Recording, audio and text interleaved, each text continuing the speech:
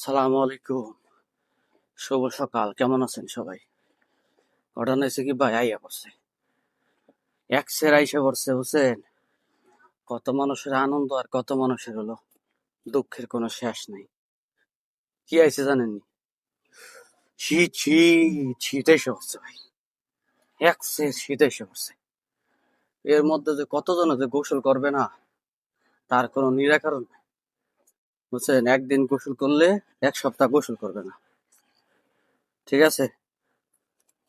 মনে করেন যে কেউ সকালবেলা যাবে গোসলখানায় গোসল করার লিগে, ইশারের নামাজের সময় আসবে, আশা করি কি ঠান্ডা লেগে পানিতে নামতে পারিনি, হেই শীত এসে পড়ছে, বুঝছেন? কম্বল গায়ে দেওয়া যায় এক একজনে গোসলখানায় গোসল করার লেগে। কিন্তু মাগার কি হইব, গেলে কি হইব, কোনো লাভ নাই তো। ওই যে কইলাম, গোসল তো করতে পারবে না। যাই হোক, এই আমিও কিন্তু গোসল করি, গোসল কিন্তু করি না এরকম না, আমি গোসল করি, ঠিক আছে? তো আজকের মতো থাক, ঠান্ডা তো বেশি, পরে আবার যোগাযোগ করবা না, পরে আবার কথা কবা না, ঠিক আছে? ভালো থাকেন সবাই।